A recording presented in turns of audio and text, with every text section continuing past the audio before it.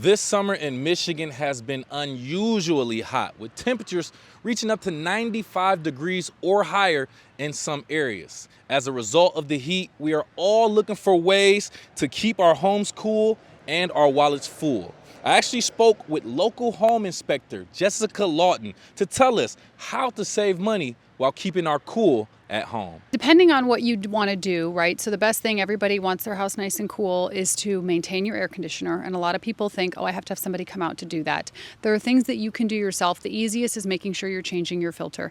Every 3 to 4 months, maybe 3 months if you have a lot of dogs, pets, anything like that, that dander clogs up.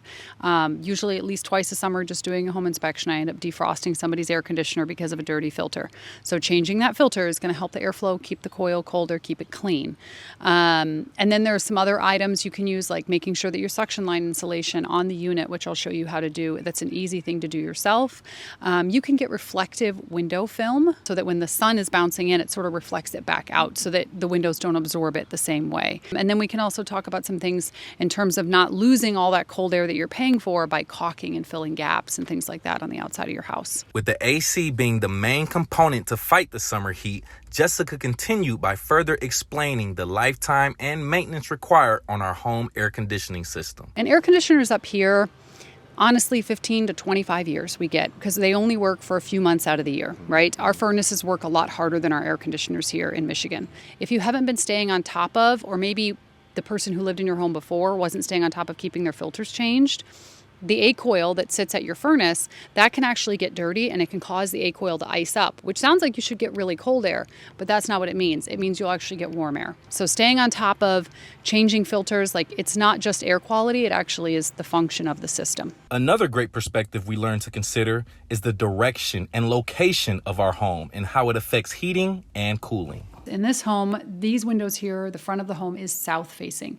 So south facing windows get sun all day long, right? So it's a good idea when we get those really hot sunny days, keep the curtains drawn on that. You're not going to get as much of what they call solar gain, right? So the house isn't sort of just heating up because the sun is just shining through those windows. East facing, you're going to get morning sun and then shade in the afternoon. If you know your home is south facing and you're leaving in the morning, it might be a good idea just to close up those curtains before you leave so that it doesn't just sort of shine through and kind of warm up the house all day long.